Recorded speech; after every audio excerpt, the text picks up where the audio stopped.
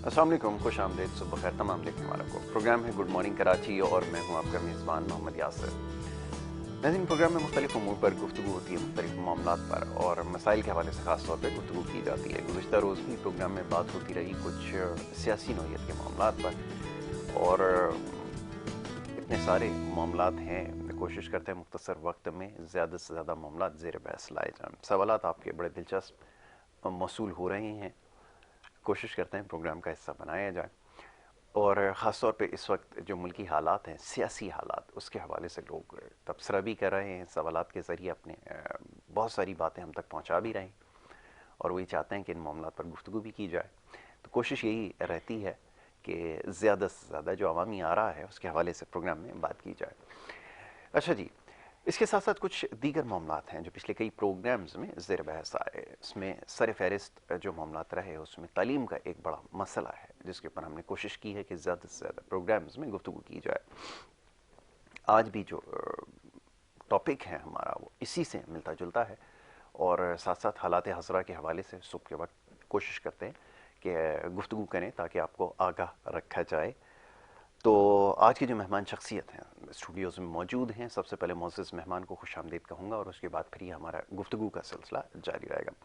हमारे मेहमान जो है उनका तारुफ ये है कि आप वैसे तज्ज़ियाकार हैं लेकिन तालीम के शोबे से बड़ी देर से वाबस्ता हैं और आपकी जो ख़ास बात है वो ये कि आप दुनिया भर में आपने ट्रैवल किया, तालीम के हवाले से सीखने सिखाने का जो अमल है उसमें शामिल रहे और बहुत सारी ज़बानों के ऊपर जो है आपने अबूर हासिल किया। अब वो कौन कौन सी ज़बानें ये तो आगे चल के ज़रूर इस हवाले से बात करेंगे, लेकिन तालीम की अहमियत के हवाले से आज उनसे ख़ास तौर पे गुफ्तगू की जाएगी। शुजा हैदर साहब मोअज़्ज़ज़ मेहमान हैं, उन्हें खुश आमदीद कहूँगा। बहुत शुक्रिया शुजा भाई प्रोग्राम में वक्त देने के लिए। शुजा भाई, मैं हमेशा ये बात कहता हूँ, आप तो माशाल्लाह बहुत दुनिया आपने देखी है, मुख्तलिफ़ जगह आपने ट्रैवल किया और सबसे अच्छी बात यह कि जिस मुल्क में भी आप रहे वहाँ की ज़बान आपने ज़रूर सीखी। तो ये पहले तो इब्तिदा में थोड़ी सी इसकी अहमियत के हवाले से बात हो जाए, ये कितना कारामत साबित हुई, कितनी मददगार रही, ख़ास तौर पे जब आप कम्युनिकेशन की बात करते हैं। यहाँ तो ज़बान के हवाले से आजकल आपको पता है कि हर जगह ही तमस्कुर उड़ाया जा रहा है एक दूसरे के अल्फाज की अदायगी के हवाले से, जो इंतहाई गैर मुनासिब बात है, लेकिन इसकी अहमियत अपनी जगह है। मैं चाहूँगा ज़रा इस नुक्ते से प्रोग्राम का आगाज़ किया जाए, फिर आगे चल के मैं बात करता हूँ कि कौन कौन सी ज़बानें सीखना हमारे लिए बहैसियत कौम, अगर हम इसको कौम समझते हैं तो ज़रूरी है। फरमाइएगा। जी यासिर, बहुत शुक्रिया कि आपने मुझे बुलाया और बात करने का मौका दिया।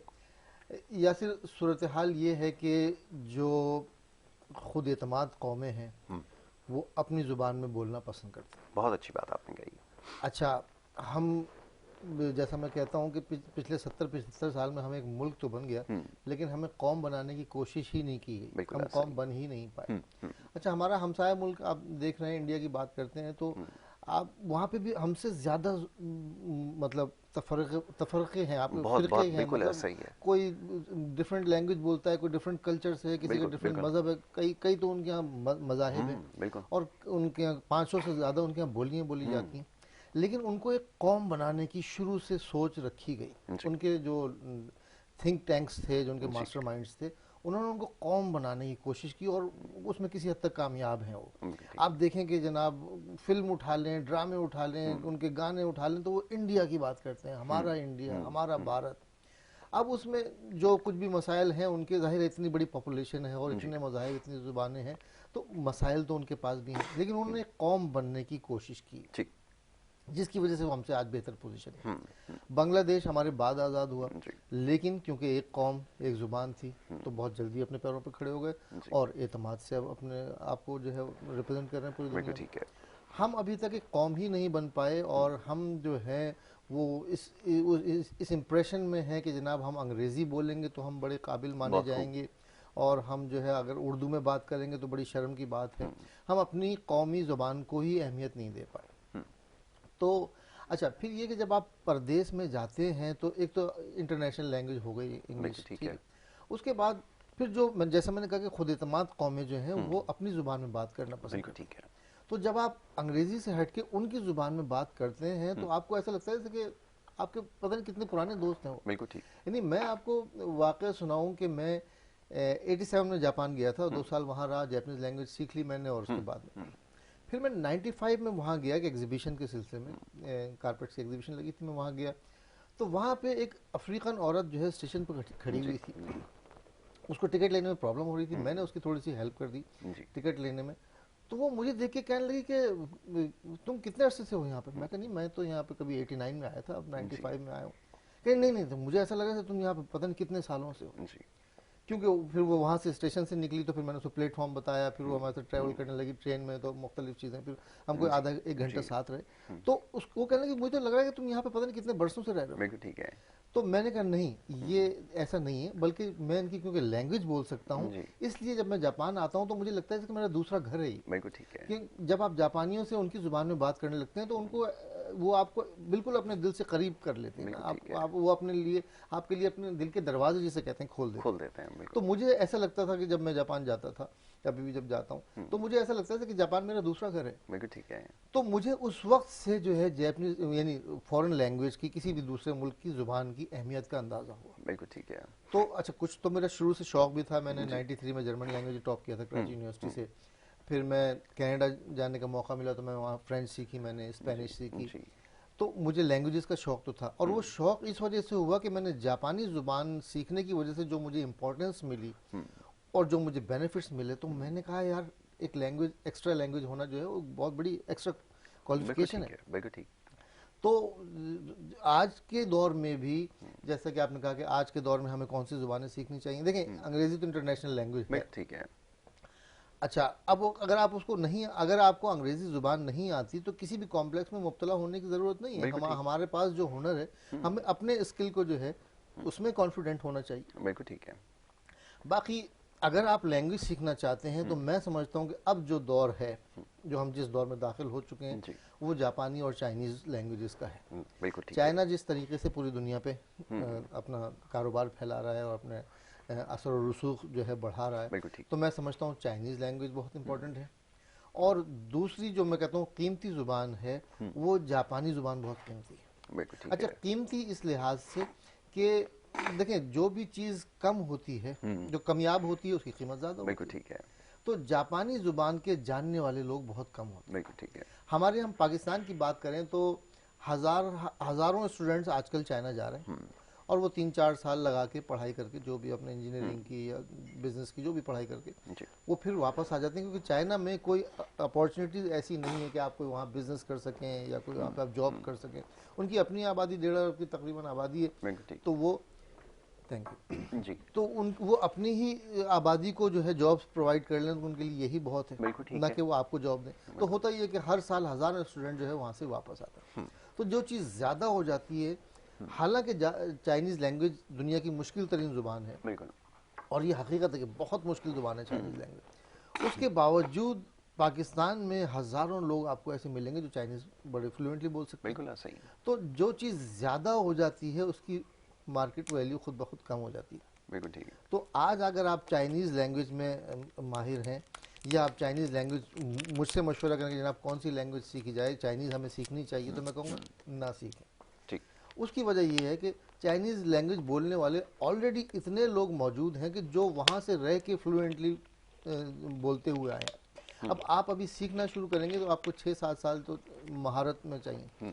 फिर आप जब आप मार्केट में आते हैं तो पता चलता है बेतहाशा कंपटीशन है। बिल्कुल ठीक है। आपको अगर जॉब मिल जाती है 50,000 रुपए की, और आप बड़े खुश हैं कि जनाब मुझे चाइनीज़ इंटरप्रेटर की जॉब मिल गई, तो आप सिक्योर नहीं है, बिल्कुल क्योंकि कुछ नहीं पता अगले महीने दूसरा कोई आके खड़ा हो जाएगा, यार मुझे 40,000 में रख लो। ऐसा ही ठीक है, बिल्कुल ठीक है। तो इतनी मेहनत आप करते हैं चाइनीज़ लैंग्वेज सीखने में, और आउटपुट क्या है, आप और हर वक्त दिन ब दिन कम होती जा रही है आपकी। बिल्कुल ठीक है। इसके मुकाबले में जापानी जुबान, एक तो जापान कोई जा नहीं पाता, बिल्कुल जापान का ठीक है। वीज़ा ही बहुत मुश्किल से मिलता। अच्छा, फिर जो जापान चला जाता है वो आना नहीं चाहता वापस। ऐसा ही बहुत खूब है। तो जो भी, अगर वो कितना भी जापानी जुबान में माहिर हो गया, वो जापान में अपना सेटल डाउन कर रहा है। तो आपको जो है पूरी दुनिया में जापानी जुबान बोलने वालों की कमी है बेतहाशा। बिल्कुल ठीक है। मुझे याद है 2000 में जब मैं अमेरिका गया, तो मेरी एक जापानी से मुलाकात हुई। जब उसने देखा कि मैं इतनी अच्छी जापानी बोलता हूँ, कहने लगा तू यहाँ पे क्या कर रहा है, तो फॉरेन कंपनी में उसने मुझे 4 कंपनियों का एड्रेस दिया। मैं पहली कंपनी में गया तो वहाँ उन्होंने मुझे फॉरेन रख लिया। बिल्कुल ठीक है। तो मैंने कहा जनाब सैलरी क्या मिलेगी ना, $5,500। कब से काम शुरू करना? अभी से शुरू कर देना है आपने, आज से काम शुरू कर देना। तो मैंने कहा कि यार मैं विजिट वीज़ा पे आया हूं, वो आप छोड़ दें, वो हमारा मसला है, आप छोड़ दें। तो मैं आपको ये बता रहा हूँ कि जब आपकी ज़रूरत होती है ना, तो सारे रूल्स रेगुलेशन जो है वो आंखें बंद कर ली जाती हैं। बिल्कुल ठीक है। उनको ज़रूरत थी एक जैपनीज इंटरप्रेटर की और उनको मिल गया, तो उन्होंने फ़ौरन जो है सारे रूल्स रेगुलेशन को एक तरफ किया और आप काम शुरू कर दें। बिल्कुल तो ठीक मैं आपको बता रहा हूँ कि अमेरिका जहाँ पे दुनिया भर के लोग आते हैं, वहाँ पे जापानी इंटरप्रेटर की इतनी अहमियत थी कि हाथों हाथ लिया गया है, मुझे। बिल्कुल ठीक है। और उसके बाद से जो फिर मैंने एज ए जैपनीज इंटरप्रेटर काम शुरू किया, मैं जो है इससे पहले जो था मेरा प्रोफेशन लैंड सर्वेयर का था। जी। तो बचपन से मेरे अब्बा जो थे सर्वे ऑफ पाकिस्तान में थे, तो बचपन से अब्बा के साथ हम काम कर रहे थे। तो करते करते उनके साथ हम पूरी ज़िंदगी एक तरीके से जवानी तक जब यही सर्वे काम करते रहे। तो मैं जब अमेरिका गया तो मैंने अपने प्रोफेशन की जॉब तलाश की, तो पता चला जनाब $3,500, ऐसा और ही है। उसमें भी कंपटीशन है कि आपको ये करना पड़ेगा, बिल्कुल आपको ठीक ये है। कोर्स करना पड़ेगा, वो करना पड़ेगा। और जैपनीज इंटरप्रेटर की जॉब तलाश की तो उन्होंने कहा जी अभी से आ जाइए और अभी से आपके सारे मसाइल दूर कर देंगे, हम आपका वीज़ा भी, वर्क वीज़ा भी कर देंगे, ये कर देंगे, वो कर देंगे। जी। तो तब मुझे अंदाजा हो कि अच्छा यार मैंने कोई ऐसी स्किल हासिल कर ली है जो कि हाथों हाथ लिया जा रहा है। तो उसके बाद से यासिर 2000 से लेके फिर 2015 तक मुझे और कोई काम करने की जरूरत नहीं पड़ी, मैं अपना वो इंटरप्रेटर की ही जॉब करता रहा। बिल्कुल ठीक है। तो वो बस मुझे एक शौक था लैंग्वेज सीखने का, वो मुझे पे कर गया। बिल्कुल तो ठीक है। आपके अंदर जो भी टैलेंट है, मैं अपनी यूथ को मैसेज देना चाहूंगा कि आपके अंदर जो भी टैलेंट है उसमें मुहारत हासिल करें, सबसे ज्यादा जरूरी क्योंकि है। बिल्कुल ठीक है। कंपटीशन का ये दौर है। जब आप अपने आप को ऊपर ले जाएंगे तो खुद ब खुद आपकी जो है वो मार्केट वैल्यू हो जाएगी। बिल्कुल, ये आपने बड़ी अच्छी बात की है कि खुद ब खुद ही आप अपने आप को ऊपर ले जाएंगे जब आप महारत इसमें हासिल करेंगे। अच्छा, इससे जुड़ी और बहुत सारी बातें हैं, लेकिन ये जो सीखने सिखाने का अमल है, ये कब शुरू हुआ, कब ये ख्याल आया कि ये दूसरों को भी आर्ट जो है वो मुंतकिल, आर्ट इसलिए लफ्ज़ इस्तेमाल कर रहा हूँ कि यकीनन बहुत सारे लोग काफ़ी अरसे से मुकीम हैं, और मेरा अपना ज़ाती तजर्बा ये मैंने जो मुशाहिदा किया है वो ये कि बहुत सारे लोग अमेरिका और बरतानिया में रहने के बाद भी, सालों गुजर जाने के बाद, आज तक अंग्रेज़ी के 2 लफ्ज़ जो है वो नहीं बोल पाते। तो इसकी क्या वजह है? और आप जापान जैसे मुश्किल जगह पर जाके, मुश्किल इन अ सेंस क्योंकि वहाँ पर ये लैंग्वेज बैरियर जिसको हम अंग्रेज़ी में कहते हैं रहता है, वो अंग्रेज़ी नहीं समझते या समझते हैं तो शायद बोलना नहीं चाहते, तो बड़ी मुश्किल दरपेश वहाँ पर आती है। तो ये कैसे मरहला फिर इसका आगाज़ हुआ, ये ज़रा बताइएगा। और ये ज़रूरत तो इसकी आगे चल के, जैसा भी आपने कुछ चीज़ों की निशानदेही तो यकीनन कर दी है, लेकिन ये जो सीखने सिखाने का मरहला है इसके बारे में थोड़ा सा बताइएगा। और एक जो आम तासुर ये है, जैसा भी आपने चाइनीज़ ज़बान का तस्करा किया, लोग सबसे पहला सवाल यही करते हैं कि कितना अर्सा लगता है इसको सीखने में, ये ज़रा फरमाइएगा जी। देखिए, एक तो माहौल का बड़ा असर होता है। जब जैसा कि आपने कहा, जब जापान में जाएं आप तो जापानी जो है वो अंग्रेजी बोलना, जो उनकी जो सीनियर लोग हैं वो अंग्रेजी से नफरत एक तरह से करते हैं कि उनके ऊपर हिरोशिमा के उन्होंने हालात देख चुके थे, जो एटॉमिक बॉम्बिंग जो हुई थी उनके ऊपर। तो वो आज तक उनके दिलों में, आज तक से मुराद जो अभी तक पुराने लोग जिंदा हैं, वो आज तक अमेरिका से नफरत करते हैं। लेकिन नई जनरेशन जो है वो, जैसा कि आपको पता है पूरी दुनिया में क्रेज है अमेरिका का, तो वो अमेरिका से जो है वो एक दिली लगाव का वो है उनका सिलसिला। तो वो अंग्रेजी सीखना तो चाहते हैं, लेकिन जापानी जुबान का जो प्रोनाउंसिएशन है वो इतना डिफरेंट है इंग्लिश से कि वो बोलना चाहे भी तो नहीं बोल पाते। अच्छा, फिर दूसरी बात है कि जापानी कौम जो है बहुत सेंसिटिव, यानी ओवर सेंसिटिव जिसे कहते हैं। अक्सर आपने वाकया सुने होंगे कि जापान में खुदकुशी का रेट जो है बहुत ज़्यादा है दुनिया में। 13-14 साल का बच्चा वो घर आएगा और पता चला जना वो पंखे से लटक गया या उसने किसी चीज़ से अपने आप को ख़त्म कर लिया, और एक नोट छोड़ जाएगा जी क्या कि जना वो बच्चे, स्कूल के बच्चे मेरा मजाक उड़ा रहे थे, टीचर ने मुझे डांट दिया था, तो मुझे जो है वो अब जिंदा नहीं रहना। तो ये ओवर सेंसिटिव नेशन है। अच्छा, फिर बहुत मेहनती कौम है। अंग्रेजी अगर आप उससे ड्राफ्टिंग की बात करें तो बेहतरीन अंग्रेजी लिख पढ़ सकते हैं, लेकिन जब बोलने की बात होती है तो वो जो है झिझकते हैं। अच्छा, अब अगर आप मिसाल के तौर पर किसी से कहेंगे व्हाट्स योर नेम, अब उसको अंग्रेजी बोलनी है ना, एकदम वो कॉन्शियस हो जाएगा कि वो अंग्रेजी बोलनी है। माई नेम इज थानाका करके फिर वो करके हंसेगा। अब वो जो हंस रहा है वो एक्चुअली हंस इसलिए रहा है कि वो शर्मिंदा है कि कहीं उससे गलती ना हो गई। तो ओवर सेंसिटिव होने की वजह से वो अंग्रेजी जानते हुए भी नहीं बोल पाते कि वो गलती नहीं करना चाहते। ऐसा ही। तो इसलिए जापानी जुबान के इंटरप्रेटर की हमेशा अहमियत रहती है। तो पूरी दुनिया में ही जो है वो शॉर्टेज है जापानीज इंटरप्रेटर की, और हर जगह, क्योंकि जापानीज जो है वो एज ए टूरिस्ट दुनिया की सबसे नंबर 1 पे आती है, वो कौम जो घूमती है। बिल्कुल ठीक है। रिच नेशन है तो जहाँ वो अपना जिम्मेदारियों से फारिग हो जाते हैं तो घूमते फिरते हैं, तो पूरी दुनिया में घूमते फिरते हैं, तो उनको इंटरप्रेटर चाहिए। और हर मुल्क उनको जो एंटरटेन कर रहा है कि लाइए जी आपके लिए हम इंटरप्रेटर अरेंज करते हैं। तो इसलिए जो है वो जापानी ज़ुबान की अहमियत। अच्छा, लफ्ज़ आपने इस्तेमाल किया रिच, हम तो उसको कहते हैं सेल्फ सफिशेंट, जिससे बहुत सारे लोग जो है वो नावाकिफ़ हैं। तो ये कैसे हुआ मुमकिन, अब बताइए, क्योंकि तासुर ये है क्योंकि यहाँ जो तालीमी इदारे हैं माशाल्लाह अल्लाह माशाल्लाह, सिखाया ये जाता है कि अगर अंग्रेज़ी पे अबूर हासिल नहीं होगा तो जनाब आगे कुछ नहीं कर सकेंगे। ये इस तरह से आपको, आपकी तरबियत इस तरह से की जा रही है। तो ये ज़रा फरमाइएगा कि वहाँ पर भी क्या इसी तरह होता है, ये और कहीं आपने एक्सपीरियंस किया कि ये बात समझाई जा रही हो, या तो आजकल एक दूसरे की उर्दू का मजाक बनाया जा रहा है। बड़ी हैरानकुन बात है कि अब इसके लिए तो एक मुहावरा इस्तेमाल होता है, लेकिन मैं उसका इस्तेमाल नहीं करना चाहता, वो गैर मुनासिब बात है। लेकिन ये ज़रा फरमाइएगा कि ये हो क्या रहा है, सिलसिला है, समझाएं ज़रा। देखिए, गैर मुल्की ज़ुबान जानना जो है वो भी एक प्रोफेशन है, जिसको अभी तक हम प्रोफेशन समझ नहीं पाए। ये ज़बान का इस्तेमाल किस लिए किया जाता है, शायद ये भी आज तक समझ में नहीं आया है हमारे। जी एग्जैक्टली। ज़बान एक्चुअली एक मीडिया है जिससे आप दूसरे के ख्यालात को एक आदमी के मैसेज अपना तक मैसेज पहुंचाते हैं, बिल्कुल कन्वे ठीक है। करते हैं। अब अगर मुझे अंग्रेजी नहीं आती, कि मैं लैंड सर्वेयर हूँ मिसाल के तौर पे, मैं कोई आर्टिस्ट हूँ या मैं कोई मैथमेटिशियन हूँ, मेरा अंग्रेजी से क्या ताल्लुक? बिल्कुल ठीक मैं है। क्यों अपना वक्त बर्बाद करूंगा अंग्रेजी सीखने में या ऐसा कोई ही है। जुबान सीखने में? मैं बिल्कुल क्यों ठीक अपना है। टाइम बर्बाद करूंगा? मैं, मेरा जो अपना टैलेंट है मैं उस टैलेंट पे अपने जाऊंगा। हमारे यहाँ कॉम्प्लेक्स ये हो गया कि जनाब आप कितने भी टैलेंटेड हैं किसी फील्ड में, जी। अगर आपको अंग्रेजी नहीं आती तो आप जाहिल हैं। ऐसा ही ये बड़ा अफसोसनाक पहलू है ठीक है। हमारी कौमी सोच का। तो इस वजह से जो है हम पीछे, हम मतलब मुझे याद है हमारे एक दोस्त थे, क्रिकेट खेलते थे, बड़ी अच्छी अंडर 19 में काफ़ी अर्से तक खेलते रहे। वो कहते थे यार आपको पता है कि हमारे कितने भी बैट्समैन ऐसे होते हैं, हमारे कितने प्लेयर ऐसे होते हैं जो कि वो मैन ऑफ द मैच बनने से कतराते हैं। ये बात बिल्कुल सही है। मैंने कहा ऐसा क्यों? ही है। कहना यार इसलिए कि वो मैन ऑफ द मैच बन जाएंगे तो उनको टीवी उनको जो है वो स्क्रीन पर आया जाएगा और उनसे सवाल जवाब किए जाएंगे। ऐसा ही है, तो बिल्कुल वो ऐसा ही उनको अंग्रेजी नहीं आती। उसके अब लिए ये एक तैयार नहीं बदकिस्मती होते। है ये हमारी। बात बिल्कुल सही है, आपने बिल्कुल सही इसकी निशानदेही की है, क्योंकि ये बात देखने में आई है, और ये बात क्योंकि हमारा ताल्लुक भी इसी शोबे से है, कहीं ना कहीं हमने भी क्रिकेट जो है वो खेली, तो ये चीज़ हमने एक्सपीरियंस की। जैसा अभी शुजा भाई ने तस्करा की है, बड़ी इंटरेस्टिंग बात है कि जनाब ये घबराते हैं परफॉर्म करने से कि कहीं खुदा ना करे अगर मैन ऑफ द मैच बन गए तो वहाँ पर कैमरे के सामने जाना पड़ेगा। चलें जी, इसके ऊपर अभी गुफ्तगू होगी, दीगर मामलात हैं उसके ऊपर भी बात करनी है, कुछ सियासी मामलात के ऊपर भी गुफ्तगू होगी। एक छोटी सी ब्रेक के लिए कहा जा रहा है, ब्रेक ले लेते हैं, ब्रेक के बाद वापस आ रहे हैं, देखते रहें प्रोग्राम गुड मॉर्निंग कराची।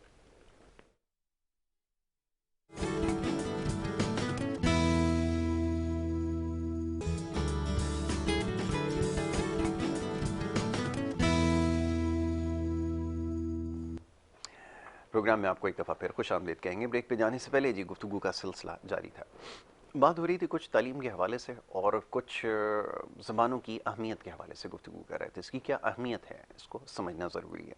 मोहतरम शुजा हैदर साहब तशरीफ़ फरमाए और उनसे ये गुफ्तगू का सिलसिला जारी है। दीगर जो तालीमी मामलात हैं उस हवाले से भी गुफ्तगू की जाएगी, लेकिन ब्रेक पे जाने से पहले जैसे मैंने अर्ज़ किया आपसे कि कुछ सियासी नौइयत के मामलात भी ज़ेर बहस आएंगे। तो हमारे जो दूसरे मेहमान हैं, सियासत से आपका ताल्लुक़ है, पाकिस्तान पीपल्स पार्टी जो सियासी जमात है उसके रहनुमा हैं, और हमारे मुख्तलिफ़ प्रोग्राम्स में आप उन्हें देखते भी हैं, बल्कि दीगर चैनल्स पे भी उन्हें देखते हैं, पीपल्स पार्टी की तर्जमानी करते हैं। और आज यहाँ पर हमारे साथ मौजूद हैं जनाब नईम आवान साहब, उन्हें मैं खुशामदीद कहूँगा। बहुत शुक्रिया नईम आवान साहब प्रोग्राम में वक्त देने के लिए।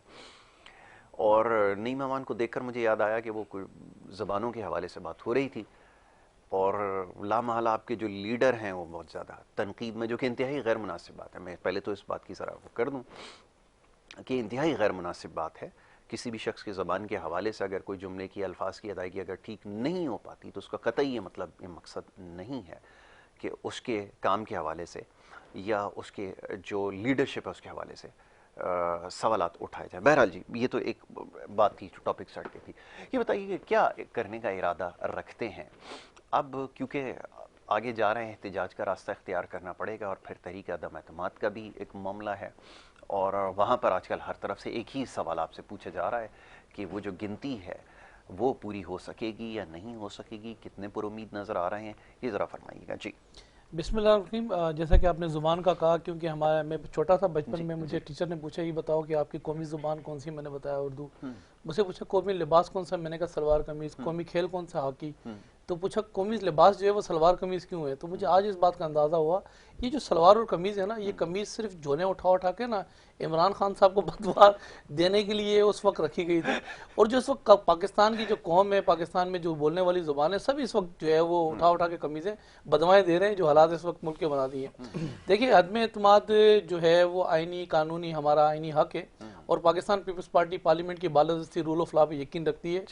और इस वक्त जो सूरत हाल बनी हुई है और 3.5 साल से इन्होंने जो दिन रात अंतक मेहनत की इस मुल्क के लिए, कुछ दिन पहले ही मैं देख रहा था इमरान खान साहब कह रहे थे मैं कोई टमाटर जो है सस्ते करने नहीं आया, बिल्कुल सस्ते करने नहीं आया, वो तो पेट्रोल महंगा करने आया है, बिजली महंगे करने आया है, अदवात महंगी करने आया है। जिस मकसद के लिए वो आया है वो मकसद के अंदर उसको अचीवमेंट मिली 3.5 साल में। और बात यह कि इस वक्त अदम एतमाद जो था अवाम का था, जो 27 फरवरी को बिलावल भुट्टो साहब कराची से निकले और इस्लामाबाद पे जाके आखिरकार जो हालात पूरे मुल्क ने देखे, जो एक ठाटे मारता हुआ समंदर था, उसमें सिर्फ लोग अभी भी हम पे कह रहे हैं कि सिर्फ पीपल्स पार्टी कराची से निकाली और पीपल्स पार्टी वहाँ ले गए। मैं उस बात का जो है वो खुद गवाह हूँ, मैं खुद उस पूरे प्रोग्राम के अंदर जो है वो मौजूद था। वहाँ हमारे साथ बात ये कि मिनी ताजिर भी थे, कारोबारी तबके से ताल्लुक़ रखने वाले, इंडस्ट्रियल भी थे, हमारे साथ पतारे वाला भी जो है वो जिंची वाला भी, हमारे साथ दुकानदार भी, और यकीन करें खासी तादाद खवातीन की, जिनको हम खवातीन को मना कर रहे थे कि आप इतना सफ़र नहीं कर सकते। उन्होंने कहा जहाँ तक हमारे अंदर हिम्मत है हम आपके साथ चलेंगे। तो जहाँ जहाँ हमें वेलकम मिला, जहाँ जहाँ हम जिन जिन इलाकों में गए, जिन जिन शहरों में गए, अतम एतमाद तो आवाम ने 3.5 साल में इमरान खान साहब और उनकी जो काबीना है जो इंपोर्ट करके इस मुल्क पे ला के मुसलत की, उसको रिजेक्ट कर दिया। अब आगे 172 का फार्मूला, 172 के फार्मूले के अंदर मैं देख रहा था कि कल जो है वो फैसला हुआ, तहरीक इंसाफ की क़यादत ने किया कि 27 तारीख को जो है वो हम डी चौक दोबारा भरेंगे, 10 लाख लोग इकट्ठा करेंगे। एक बात तो क्लियर हो गई, गंद जहां से स्टार्ट हुआ था ना, गंद वहीं खत्म होना है। आखिरकार गंद यहीं से हुआ था स्टार्ट और गंद का एंड भी यही होना है। चाहिए 172 और 10 लाख लोगों की ये बातें कर रहे हैं। 10 लाख लोग ये अगर लाने में कामयाब होते हैं तो 10 लाख कोई जो है 22 करोड़ में से कोई बड़ी तादाद नहीं है। लेकिन जिन लोगों को इन्होंने टास्क दिया है, जितने पे पटवारी हैं उनको 4,500 5,000 बंदे लाकर उनको भरना है जुलूसों के अंदर, जलसों के अंदर, और डी चौक को लाके इन्होंने जो है वो पूरे डी चौक को जो इन्होंने जो है वो बताना है अवाम को कि पूरी अवाम पाकिस्तान की हमारे साथ है। इस वक्त सूरत हाल ये कि अदम एतमाद जो असम्बली के अंदर हमने उसके लिए जो चीज़ें हमने जमा कराई हैं, हमारे पास अदम एतमाद का इतना मवाद मौजूद है और था तो हम आगे बढ़ें। और अदम एतमाद के लिए हम बढ़ने का मकसद भी यही है कि इस वक्त जो इनके साथ दीगर जमातें जो इनके साथ इत्तेहादी हैं वो भी ना गए, परेशान हैं। और 3.5 साल से ये जो है वो नाहल हुक्मरान जो मुल्क में मुसल्लत हैं, इनका जो वजन है वो अपने ऊपर ये जो है वो अपने साथ बांध के साथ वो चल रहे हैं, तो थक गए हैं वो लोग भी, परेशान हो गए हैं। अदम एतमाद की बात ये कि 2018 के इलेक्शन के अंदर RDA सिस्टम, एम्पायर की उंगली अभी सबर करो उठने वाली है। तो बात ये कि एम्पायर की उंगली तो बैठ गई है, एम्पायर की उंगली ने तो कह दिया है कि बात ये है कि हम न्यूट्रल हैं, और न्यूट्रल के साथ जो उसने किया है वो भी आपके सामने ही है। अभी मैं देख रहा था कि बलूचिस्तान की एक बड़ी जमात है BAP बाप पार्टी, उससे पूछा किसी कैमरामैन ने, किसी नीचे चैनल ने, कि ये बताएं कि आप जो है वो क्या एम्पायर आपको लिफ्ट नहीं करा रहा? उसने कहा जी एम्पायर हमसे राब्ता नहीं कर रहा। तो एम्पायर ने कहा अपनी जंग आप खुद लड़ो। अब सूरत हाल ये है कि अब हमें जंग अपनी खुद लड़नी पड़ेगी। तो इस वक्त जो है वो सूरत हाल आपके सामने ही है। और मैं कल ही देख रहा था कि इमरान खान साहब के लिए एक हमारा इनका तरीके साहब का भाई, उसने लिखा था कि बात ये कि MKM के दफ्तर में जाना कौन सी कोई बड़ी बात है, या काफली के दफ्तर में जाना कौन सी कोई बड़ी बात है। इख्तियार का भूखा नहीं इमरान खान साहब। तो मेरा ख्याल है उनके दफ्तर में ना रमजान का कैलेंडर देने के लिए गया था कि रमजान कैलेंडर आ गया है, रमजान आने वाले हैं, तो मैं इख्तियार का भूखा नहीं हूँ। तो इस वक्त जो है वो अदम एतमाद अवाम का, और अवाम की जो इस वक्त जो इन्होंने आई करा के हुई निकाली है वो ये खो चुके हैं। और अदम एतमाद जो ये इन्होंने डिले किया है, ये डिले प्रैक्टिस पे लेके गए, और ये मैं बताऊँ ये आइन की इन्होंने वायलेशन की है। इसके ऊपर आर्टिकल 6 लगता है, लेकिन वो अभी बात ये है कि अभी तो इक़्तिदार के आखिरी मजे हैं ना, अभी तो इक़्तिदार इसके देखो आगे होता है क्या, अभी तो आर्टिकल 6 में भी आएंगे ये। और बात ये हमने कोशिश की कि अदम एतमाद वज़ीर-ए-आज़म पे लेकर आए, लेकिन सूरत हाल ये है कि हमारे जो को चेयरमैन है, जिस तरीके से इन्होंने हमारे खिलाफ जो मीडिया ट्रायल और मुख्तलिफ किस्म की जो है वो मुख्तलिफ मीडिया पे बैठ के तर्जुमानों ने जंग छेड़ी, और आखिरी में जो कहा ना कि मेरा टारगेट आसिफ अली जरदारी है, तो फिर जरदारी साहब जो है वो टारगेट है, तो फिर सवाल है पंजाब का वजीर आला भी संभालें और फिर बात ये है कि अपना सेनेट का चेयरमैन भी संभालें और अब वजीर आजम अपने आप को भी संभालें, तो पता लगेगा अब इख्तिदार के अंदर कौन रहेगा और इख्तिदार में कौन नहीं रहेगा।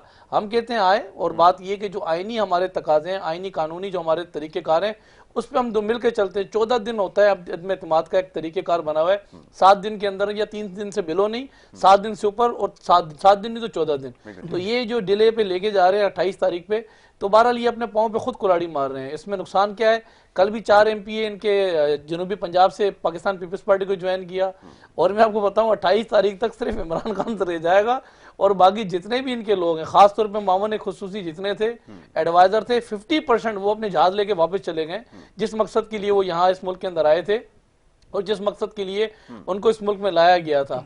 तो अभी सूरत हाल जो है वो आपके सामने, और अवाम ने फैसला करना है कि आया कि 28 तारीख को अदम एतमाद, जो 27 तारीख को ये अदम एतमाद अपना के लेके जा रहे हैं, तो अवाम ने फैसला करना है कि बात ये कि किस सिमत में जाना है। उस सिमत में जाना है जिस सिमत के अंदर बात ये कि पुराना पाकिस्तान था, या उस सिमत में जाना है जिसमें वजीर आजम के हाथ में जो है वो तस्वीर और मुंह पे जो है वो झूठ होता है। अय्या कना बदो अय्या कनस्तनीन से जहाँ वजीर आजम बात स्टार्ट करता है, और फिर बात ये कि झूठ की एक लंबी दास्तान, लंबी कहानी, लंबे ड्रीम, लंबे ख्वाब आवाम को दिखाता है, और 3.5 साल के अंदर सिर्फ झूठ के अलावा वजीर आजम ने अय्या कना बदो अय्या कनस्तीन के बाद कुछ भी नहीं कहा। तो मदीने की रियासत का नारा लगा के इस मुल्क के साथ जो गेम खेला है और जिस तरीके से गेम खेला है, बात ये कि ये इस वक्त हकूकुल इबाद और हकूकुल जो है वो दीन से भी इस वक्त जो है ये इंसान जो है वो खारिज हो चुका है। तो अल्लाह पाक बेहतर फैसले करने वाला है, और देखिएगा इंशाल्लाह ताला बेहतर फैसले होंगे इंशाल्लाह ताला। आप पर उम्मीद नज़र आ रहे हैं, आप ये समझते हैं कि जो हालात रहे हैं उसके तनाजुर में इनका सर्वाइव करना मुश्किल नज़र आ रहा है, और सियासी सूरत हाल बड़ी तेज़ी से तब्दील हो रही है, और ये सियासी वफादारियाँ हर दौर के अंदर ही तब्दील होती आई हैं। शुजा भाई, आप तो जायज़ा ले रहे हैं, हमसे ज़्यादा सीनियर भी हैं और हालात को समझते भी हैं, तो ये आपके सामने सूरत हाल है। अब सवाल ये पैदा होता है कि अब जैसे रोज़गार के मौके, हुकूमत कोई भी पूरी दुनिया में बनती है ना, तो उसकी परफॉर्मेंस का या कारकर्दगी का जायज़ा ऐसे लिया जाता है कि जो उसने वादे किए होते हैं वो देखा जाता है कि उसके इक़्तिदार के आखिरी जो आप समझ लें तो अय्याम होते हैं, उसमें तमाम चीज़ों का मुहासबा होता है, या उसकी अकाउंटेबिलिटी होती है कि वो किस किस हद तक जो है वो अपने वादे वफा करने में कामयाब हुआ है, और अगर नहीं हुआ तो उसकी क्या वजूहत थी। वो तमाम चीज़ें जो महज़ब माशरों में जिनकी हम मिसालें देते हैं वहाँ पर ये तमाम चीज़ें देखी जाती हैं। अब सवाल ये पैदा होता है, ये बेरोज़गारी का मसला तो ये पूरी दुनिया के अंदर हमें नज़र आया, बिलखुसूस ये कोरोना वायरस के बाद की जो सूरत हाल रही है। अब जब इम्तिहान में कोई बच्चा फेल हो जाता है ना, तो उसके पास उसके बहुत सारे उज़र होते हैं कि मैं तबीयत ख़राब थी, या मैं नहीं आ सका, या मुझे ब्लैक बोर्ड नज़र नहीं आता, या वाइट बोर्ड नज़र नहीं आता। अब यहाँ पर ये कहा जाएगा, जिसके लिए हम पहले तैयार थे, कि कोरोना वायरस की वजह से मामला जो है बहुत ज़्यादा पेचीदा हुआ है। फरमाइएगा इसके ऊपर आप क्या राय रखते हैं, आपका क्या तज्जिया है? आप समझते हैं कि वाक़तन ऐसा हुआ है कि जिसकी वजह से ये हालात जो है बहुत ज़्यादा पेचीदा हो गए? जी यासिर, उससे पहले मैं 2 बातें कहना चाहूँगा कि हमें 70-75 साल हो गए, अभी तक हम अपने हीरोज और अपने विलन्स डिसाइड नहीं कर पाए। सही। जिन्ना साहब पे तो किसी हद तक 75% लोग मुत्तफिक हैं, गो के 25% उससे भी इख्तलाफ करते हैं कि ना पाकिस्तान का बनना सही नहीं था। लेकिन उसके बाद से लेके अब तक आप देखें, अयूब का जिक्र करें, जनरल अयूब का, कुछ लोग उसके फेवर में बात करते हैं, कुछ लोग उसके खिलाफ बात करते हैं। आज भी लोग जियाउल हक को हीरो मानने वाले लोग भी मौजूद हैं, भुट्टो को भी हीरो मानने वाले लोग मौजूद हैं। तो इसी तरह अब इमरान खान के बारे में आज भी लोग जो है वो पॉपुलैरिटी ग्राफ कहाँ है ये तो वक्त बताएगा। ठीक है। लेकिन बड़ा लीडर का एक विजन होना चाहिए, और मैं समझता हूँ पिछले 35 साल में हमें जितने भी लीडर मिले हैं, कोई उनका विजन नहीं रहा, बड़े अफसोस से कहना पड़ता है, जिसकी वजह से मुल्क इस हालत में पहुंचा। अब रह गई बात ये कि इमरान खान साहब से हम पूछें कि जनाब आपने क्या किया क्या नहीं किया, और उस पर तबसरा करना शुरू करें, मेरे ख्याल में it's too early to decide something. कि आप ये देखें कि इमरान खान साहब 3.5 साल का अभी उनको अरसा हुआ है, और नाते बेकार टीम थी इनके साथ, इसमें शक। देखिए हमारे यहाँ ट्रेडिशन ये है कि सियासत में वो लोग आते हैं जो इजी मनी बनाना चाहते हैं। ठीक है, पिछले 70 साल में तो ऐसा ही रहा कि कोई पढ़ा लिखा आदमी या कोई माकूल आदमी सियासत में नहीं आता। सियासत में वही आता है जो आप जल्दी से पैसे बनाना चाहता है, और फिर वो बनाता भी है, और उसके लिए सौदेबाजी हैं, और अब सुना 18 करोड़ के रेट हैं या क्या है, जो वो भी एक अलग कहानी। तो बात यह है कि करप्शन जो है, आप इमरान खान को करप्ट होने का कोई इल्ज़ाम अभी तक नहीं दे सकते। ठीक है। अच्छा, रह गई बात यह कि उनके साथी करप्ट होंगे, बिल्कुल होंगे। अगर हुकूमत नाकाम हुई है तो कोरोना भी वजह होगी, लेकिन साथ ही मैं तो ये कहता रहा हूँ कि हाँ जी, क्या भुट्टो साहब जैसा लीडर पाकिस्तान को उनके बाद नहीं मिला? क्या भुट्टो साहब के रफका करप्ट नहीं थे? यानी ये मशहूर तारीखी जुमला है कि भुट्टो साहब ने कहा था, यार बाबा जिन्ना साहब का मज़ार छोड़ दो, उसके बाद कराची का जो भी चाहो बेचो। जाम सादिक साहब की करप्शन, अब वो मरहूम हो गए, कहना नहीं चाहिए, लेकिन बहरहाल मतलब क्या इनके वज़रा ने, इनके मुशीरों ने पैसे नहीं खाए क्या? तो लेकिन जो भुट्टो साहब का लीडर का विजन हमेशा बड़ा होता है। भुट्टो कह रहे थे ठीक है ये करते ना, इनको इतना बड़ा मसला नहीं है। असल मसला ये कि मैं इंटरनेशनल इन्वेस्टर्स लेके आऊँ, मुल्क को अपने पैरों पर खड़ा करूँ, एक कौम बनाने की वो कोशिश कर रहा था। तो मैं समझता हूँ मुझे इमरान खान में वही झलक नजर आती है कि वो करप्शन हो रही है, वो नहीं रोक पाए। जो नारा मार के वो आए थे करप्शन, हम पूरी कौम करप्ट हैं यार, हम इमरान खान को क्या दोष दें, हम करप्ट हैं। शुजा भाई पता कलामी की माजरत, सवाल इसलिए किया जाता है, देखें कोई शख्स अगर ये दावा करे कि मैं ये सिस्टम चलाकर दिखा सकता हूँ, ना सिर्फ ये चला के दिखा सकता हूँ बल्कि 90 दिन के अंदर मैं इसको पैरों पे क्या, मैं इसको हवाई जहाज के माने उड़ाना शुरू कर दूंगा, तो लोग उस वक्त भी बड़े हैरान थे। मीडिया का हम तो सवाल करना है, उस वक्त भी जब अभी सवाल करते थे कि वो फार्मूला बता दें, तो उन्होंने कहा इसमें तो कोई मसला ही नहीं है, 90 दिन में बिल्कुल ये मुमकिन है कि सारे इदारे भी ठीक हो जाएंगे, सब कुछ ठीक हो जाएगा और वो चल पड़ेगा। फिर उसके बाद ये हुआ कि 90 दिन के बाद ही, 90 दिन से पहले ही बुला लिया गया और बुलाकर बताया गया कि 90 दिन छोड़ो, मुझे 6 महीने का टाइम दे दो। 6 महीने के बाद बुलाया, फिर कहा कि साल का टाइम दे दो, साल के बाद 2 साल, और वो सिलसिला ताहाल जारी है। सवाल पूछने का मकसद ये है कि ख्वाब तो सारे ही दिखाते हैं, लोगों को पता है, ये बात तो इससे वाकिफ़ है, कोई ढकी छुपी बात तो नहीं है, लेकिन यहाँ पे सवाल इसलिए ज़्यादा हुआ कि ख्वाबों के साथ साथ उनकी ताबीर भी दिखाई गई, लेकिन बहुत बुरी तरह से लोग मायूस हुए। अब बात ये अक्सर की जाती है कि वो करप्ट नहीं है। भाई ठीक है करप्ट नहीं है, लेकिन ये जो सिस्टम चल रहा है इसको कौन, किसी ने बाहर से आके चलाना है? चलाना तो आपने ही है ना, जिसकी जिम्मेदारी आपने ली है, या आवाम ने जो जिम्मेदारी लम्हाल आपके ऊपर डाली है। जी देखिए, दो बातें हैं इसमें भी। या तो उन्होंने जानबूझकर कौम को गुमराह किया, ऐसे नारे दिखाए जी, और या फिर उनको पता ही नहीं था कि हालात क्या हैं। ठीक है, अच्छा अगर कौम को गुमराह किया, शायद गुमराह कहना लफ्ज सही नहीं होगा, कौम को सब्ज बाग इसलिए दिखाए, कौम को सब्ज बाग दिखाए थे, हसीन नारे मारे कि कौम उनके पीछे आ जाए, वो जरूरत थी इस कौम की। हम झूठे लोग हैं, हमें अगर वो सच बताते तो हम इमरान खान अभी तक, ठीक ना, सच्ची बात है कि हम अभी झूठे लोग हैं। अगर इमरान खान कहते नहीं जी हालात बड़े मुश्किल होंगे और मैं 10 साल में 15 साल में ठीक कर पाऊंगा, कोई उनकी बात नहीं सुनता। वो कहते जरदारी तो कह रहा है अभी ठीक हो जाएगा, नवाज शरीफ कह रहा है अभी दूध की नहरें बहा दूंगा, तुम तो बात कर रहे हो 15-20 साल की, तो छोड़ दो सारे। तो इमरान खान को की मजबूरी थी कि उन्हें झूठ बोलना पड़ा। अगर वो जानबूझ के किया तो मेरे ख्याल में उनकी मजबूरी थी। ठीक है, he had got no choice. ठीक है, कौम को, वो किसी मुफक्किर का कॉल है कि किसी कौम को बेवकूफ़ बनाना ज़्यादा आसान है बनिस्बत इसके कि उसको ये समझाने की कोशिश की जाए कि तुम्हें बेवकूफ़ बनाया जा रहा है। बिल्कुल ठीक है। तो हमारी कौम का मिजाज ये है कि हमें बेवकूफ़ बना लो, लेकिन अगर हमें बताओगे कि तुम्हें बेवकूफ़ बनाया जा रहा है, हमारी समझ में नहीं आएगा। सही। तो इमरान खान ने भी वही किया जो सारे लीडर करते थे, उन्होंने भी सुनहरी बाग दिखाए। अब उसके बाद वो, अब देखिए दो बातें हैं।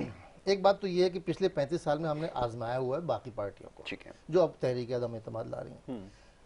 चलिए हमने मान लिया कि इमरान खान हट जाएंगे, तहरीक अदम एतमाद कामयाब हो जाएगी, वो एक साइड हो जाएंगे, फिर ये लोग आ जाएंगे, फिर क्या होगा?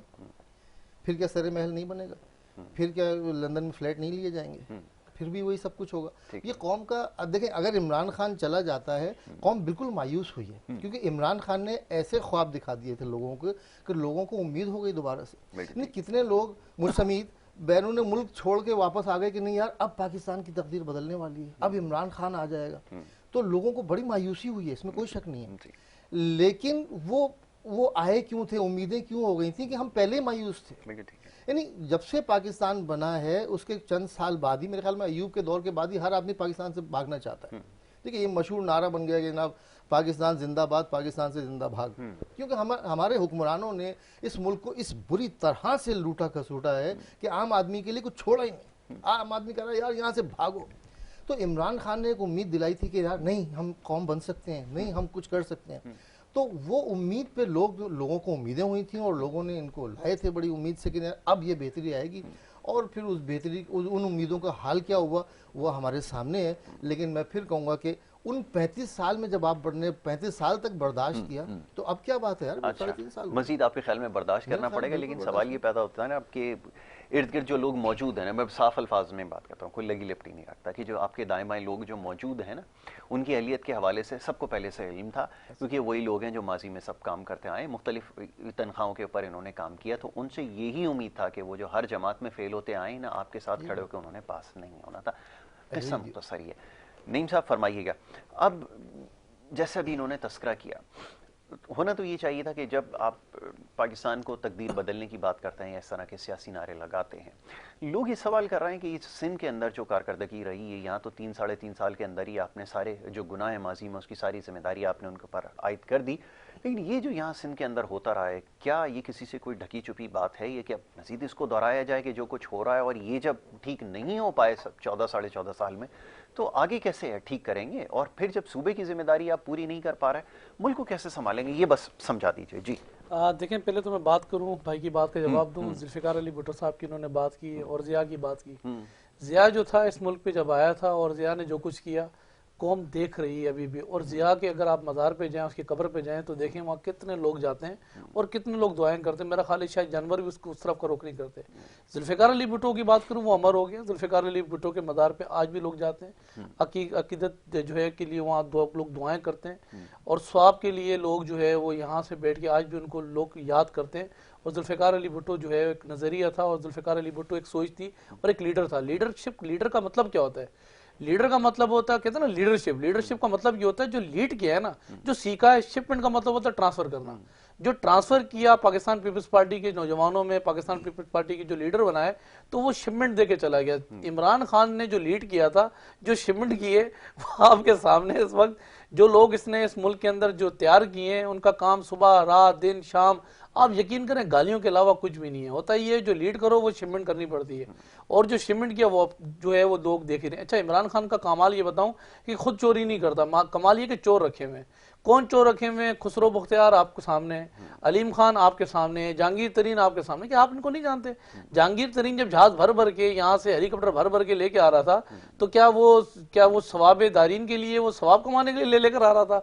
वो जब यहाँ से उनको एटीएम कार्ड दे रहा था, आप इस्तेमाल करें, आप इस्तेमाल करते जाएं, और जितना इस्तेमाल करना है करो। तो क्या कौम के एस्पेक्ट कर रही थी? क्या बात ये कि चीनी चोरी नहीं करेंगे, चीनी माफिया नहीं अपना काम कंट्रोल करेगा, ददवाद माफिया?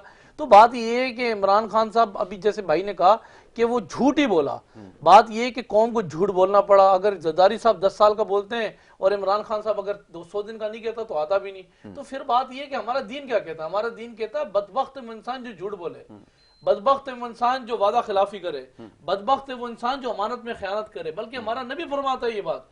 तो बात ये है कि हकूकुल्लाह, हकूकुल बात से तो ये आदमी निकल चुका है, तो बदबख्त तो है ना। झूठ बोल के इस मुल्क के ऊपर 100 दिन का प्लान देकर आया, आफिया सदीकी को 100 दिन में लाऊंगा, गरीब आदमी बगैर इलाज नहीं सोएगा, अमीर आदमी मजे करेगा, तमाम प्राइवेट यूनिवर्सिटियां स्कूल देखे तादाद में मैं बंद कर दूंगा, गवर्नमेंट स्कूलों की तादाद बढ़ जाएगी, पुलिस रिफॉर्म लेकर आऊंगा, गवर्नर हाउस गिराऊंगा, इसको यूनिवर्सिटी बनाऊंगा, पीएम हाउस को गिराऊंगा, उसको लाइब्रेरी बनाऊंगा, 1 करोड़ नौकरियां, 50 लाख मकानात। फिर मैं देख रहा था आईएमएफ के पास नहीं जाऊंगा, आईएमएफ मेरे पास आएगा कर्जा लेने के लिए। फिर मैं देख रहा था कि बात यह है कि हॉलैंड का वजीर आजम साइकिल पे सफर करता है। फिर मैं देख रहा था कि वजीर आजम साइकिल पे सफर कर रहा है। वजीर आजम तो साइकिल पे सफर नहीं कर रहा है, कसम से पूरी कौम को साइकिल पे ले आया है। और कमाल ये है कि जैसे भाई ने भी कहा कि वजीर आजम साहब जो है वो झूठ बोलकर आ गया या वैसे आ गया, और वो जो है वो करप्शन नहीं करता, वो पाक आदमी है। तो उसके पाक होने से हमारा क्या फायदा है भाई? इस मुल्क का क्या फायदा है? वजीर आजम करप्शन नहीं करता या वजीर आजम ने करप्शन नहीं किए तो हमें उसका क्या बेनिफिट है? हमें उसका क्या फायदा? वजीर आजम साहब खुद कहता मेरा कोई कारोबार नहीं है, किसी खुद का भी नहीं, किसी को छोड़ेगा भी नहीं इस मुल्क के अंदर। तो ये रिवायत किसी भी तो का नहीं तो छोड़ना भी नहीं है। ये माजी में सबने अपने कारोबार ही तो किए। ये झगड़ा सारा है ही इस बात का कि जो कुछ हुआ अपने कारोबार सेट करने के लिए तो था। अब चलें, कम से कम एक बंदा ऐसा तो है जिसने बरमला इस चीज़ का इजहार किया और उसके ऊपर कोई चार्जेस भी नहीं है। लामहला काम करने में अगर नाकामी हुई है, लेकिन दूसरों से तो मुख्तलिफ है। अब लोग ये भी तो देख रहे हैं कि यार इससे पहले जो कुछ आते रहे या लोग आते रहे, लंदन के अंदर प्रॉपर्टियां खरीदी हैं, आज भी वहाँ पर इजलास होते हैं और बड़े उससे तस्वीरें भी खिंचवाई जाती हैं। फिर पोल्ट्री का काम और ना जाने कितने काम, चलें छोड़े, मैं उसका तस्करा नहीं करता, सब ने इस बहती गंगा में हाथ धोए। तो ये भी तो ज़रा बताइएगा कि अब ये सिलसिला क्या रुकेगा? ऐसा नहीं होगा कि आने वाले वक्त में अब यही पीपल्स पार्टी दावा करती है कि जी आके ये कर देंगे वो कर देंगे। तो जो इतने अरसे से इख्तिदार में है, पूछने का मकसद ये है, तो अब तक क्या किया है जो आगे जाके डिलीवर करेंगे? किस बात पर उम्मीद रखी जाए? क्या कमीशन सिस्टम बंद हो जाएगा? क्या करप्शन खत्म हो जाएगी इदारों के अंदर? बात ये है कि मैं आपको एक बात बताऊं, आपके पास एक बेहतरीन टीम होनी चाहिए। जैसे इनके पास 200 माहिर माशियात थे, 200 माहिर माशियात अब तक हम तलाश कर रहे हैं। वो 200 माहिर माशियात कौन थे? जिनको हमने जमात से अपनी निकाला, करप्शन के इल्जाम लगे, उनको हमने यहाँ से अपने पास से आउट कर दिया, दूर न जाएं। हमारी वो आशिक जो है वो फिरदौस आशिक साहबा जो है अवान साहबा, उसको हमने आउट किया था, निकाला था करप्शन में, इनके पास चली गई, इनकी वॉशिंग मशीन में धुली, वो पाक हो गई और उनको एक बड़ा लीडर बना दिया गया। आजकल फिर वो हम पे दौरे डाल रही हैं, रिक्वेस्टें कर रही हैं कि मुझे वापस ले ले। सूरत हाल ये है कि बात ये है कि हमें भी जो है वो मिले थे, जो हालात मिले थे मुल्क के अंदर, हम रोए नहीं थे। आज भी आप उठाएं हिस्ट्री, माजी आप उठाएं तो आप उठा के देख लें कि हम ये नहीं कहा परवेज मुशर्रफ यहाँ ब्लैक वाटर छोड़ के गया, परवेज मुशर्रफ ड्रोन हमले छोड़ के गया, परवेज मुशर्रफ बलूचिस्तान में अकबर बुक्टी को मरवा के अमन ओमान तबाह कर दिया, लाल मस्जिद के ऊपर जो हालात पैदा किए, अमन ओमान इस्लामाबाद के कराची के अंदर ऐसी इक़्तिदार में पार्टी को ऊपर लेकर आ गया। कराची के अंदर बात ये कि सांस लेना मुश्किल था, जो भी भाई ने कहा कि बात ये कि पाकिस्तान का मतलब क्या, जिंदा भाग वाला बात इन्होंने की कि बात ये कि ये तो हालात थे ना उस टाइम पर, तो हम नहीं रोए थे। हमने 100% तनख्वाहें लोगों की आते इंक्रीज की थी, हमने 70% लोगों की पेंशनें इंक्रीज की थी, और हमने बात ये कि पाकिस्तान की बुनियाद रखी। हमने नहीं कहा कि मदीने की रियासत की हम तामीर करने जा रहे हैं, हमने 100 दिन का प्लान दिया कि 100 दिन के प्लान के अंदर हम ये कुछ करेंगे, 100 दिन के प्लान के बाद आएंगे। आज सूरत हाल ये कि फिर हम तो पुराने माजी को देख रहे हैं ना, कि पुराने पाकिस्तान को और नए पाकिस्तान को हम कंपेयर करें। 2018 से पहले का पाकिस्तान, बिजली यूनिट जो आपको पाकिस्तान के अंदर मिलता था उसके 8 रुपए यूनिट था, आज 34 रुपए यूनिट बिजली का मिलता है। आज नया पाकिस्तान है, आज मदीने की रियासत का पाकिस्तान है। उस वक्त जो चीनी के जो रेट थे, वो चीनी बासानी आपको 45 रुपए किलो मिल जाती, घी 130 रुपए किलो मिल जाता था। क्या आज चीनी, क्या मार्केट के अंदर जाएं आज उसके रेट पता करें, आज चीनी 150 रुपए पे चीनी खड़ी हुई है, घी के रेट पता करें 280, 380, 400 रुपए पे खड़ा हुआ है। फिर इसी तरीके से बात यह है कि सोने के जो रेट होते हैं, फिर आपके रेती, बजरी, सीमेंट, फिर आपके रोजमर्रा के जो आइटम है, दालें, आपके चावल, जो आपकी दीगर जो चीजें होती हैं, क्या पुराने पाकिस्तान को नए पाकिस्तान से कंपेयर करके आप देखें कि आपको पुराना पाकिस्तान के जो लीडरान थे वो अच्छे नहीं लगते थे? क्या वो ठीक नहीं थे? वो झूठ तो नहीं बोलते थे, गुमराह तो नहीं करते थे। बाकी रहा इल्जाम, तो यासिर पे मैं इल्जाम आप पे लगाओ ना कि आपकी लंदन के अंदर प्रॉपर्टी है, आपका जो है फला जगह मेल है, ये इल्जाम तो फिर साबित में मैंने करना है। हम पे इल्जाम लगे, कोर्टों में केस गए, कोर्टों से बरी हुए, कोर्टों से हमें जो है वो जो है हम सिकरू होकर निकले, तो इल्जामात की हद तक होते हैं। पुराने पाकिस्तान का बात यह कि कुछ हुलिया और था, इस पाकिस्तान को होलिया और है। पाकिस्तान के अंदर जो बुनियादी मकसद होता है ना, वजीर आजम एक सोच होती है कि इस मुल्क के अंदर अमेरिका जो फैसला करता है फिर वही कुछ होता है। कल मैं देख रहा था इमरान खान साहब अपने जो यूदी हमारे भाई हैं उनको बता रहा था कि क्या हम लोग जो है वो हम क्या किसी के अंडर काम करेंगे, हम क्या किसी के अंडर काम कर सकते हैं, हम क्या किसी को हम किसी के पास हम जो है वो हम झगड़ा हुआ है, तो झगड़ा हुआ क्यों नहीं है? आपने स्टेट बैंक आपने उठा के हैंड ओवर कर दिया, आपने कश्मीर उठा के इंडिया के हैंड ओवर कर दिया, आपने कश्मीर के मामलात के साथ जो कुछ किया, आपने यहाँ कायदियानियों को दोबारा एक्टिव किया, कायदियानियों को लाके इस मुल्क के ऊपर दोबारा इनको लाके इनको मुसलत करने की कोशिश की। फिर आपने अभी बात यह कि जिस तरीके से महंगाई की, अभी आने वाले वक्त के अंदर जिन मकसद के लिए आया था कायदियानी, फिर साथ में कश्मीर, स्टेट बैंक, फिर आते आते अब देखते जाए इसराइल को भी एक्सेप्ट करेगा, और आखिर क्या होगा, स्टेट जो IMF है ना, IMF को कहेगा ये इतनी गुर्बत हो चुकी है, पैसा नहीं है, ये एटम बम भी गिरवी रखा देगा, जाते जाते कुछ भी नहीं छोड़ेगा। मैंने कहा ना कि बात ये है कि इसका अपना कुछ नहीं है ना, ये किसी का छोड़ेगा भी नहीं, कि जो करके जाएगा इस मुल्क के साथ। अब वक्त क्योंकि मेरे पास खत्म हो गया, आखिरी जुमला अगर कहना चाहें तो जरूर कह दीजिए, क्योंकि सारी गुफ्तगू आपने इसका जायजा लिया, यकीनन सुनी भी। जी, आखिरी जुमला। देखिए, सुनहरे ख्वाब तो दिखाने पड़ते हैं। भुट्टो साहब ने नारा मारा था रोटी कपड़ा मकान, तो आवाम के कपड़े उतार लिए थे, ऐसा ही तो ख्वाब दिखाने पड़ते हैं। तो आज रोटी कपड़ा मकान दे रहे हैं ना सर, हम तो नहीं पीछे हट रहे। सिंध सूबे का कैपिटल कराची है, दीगर सूबों से यहाँ लोग रोटी कपड़ा मकान के लिए आते हैं, हम तो नहीं जाते किसी सूबे के अंदर, ना नस्वार बेचने जाते हैं, ना मूंगफली बेचने जाते हैं, ना अंडा पराठा, ना कारपेट की दुकान है, ना ट्रांसपोर्ट का कारोबार करना। हमारे पास लोग आते हैं सर, रोटी कपड़ा मकान हमारा नारा हम देते हैं, रोटी कपड़ा। अल्लाह के उस पर है और ये उसका इख्तियार है कि उसको जहाँ से भी चाहे इसके। बहुत शुक्रिया जनाब शुजा हैदर साहब, आपका बड़ा शुक्रगुजार हूँ। नईम अमान साहब, आपका बड़ा शुक्रगुजार हूँ। सुबह के वक्त आपने मौका दिया यहाँ पर शामिल गुफ्तगू रहे, और मौका मिला आपसे बात करने का कुछ सियासी मामलात पर, और ये जो इस वक्त जारी सूरत हाल है इस हवाले से। एक ब्रेक के लिए कहा जा रहा है, एक ब्रेक लेनी होगी, और ब्रेक के बाद जो हमारा आपका हेल्थ के हवाले से सेगमेंट है वो जारी रहेगा। देखते रहिए प्रोग्राम गुड मॉर्निंग कराची।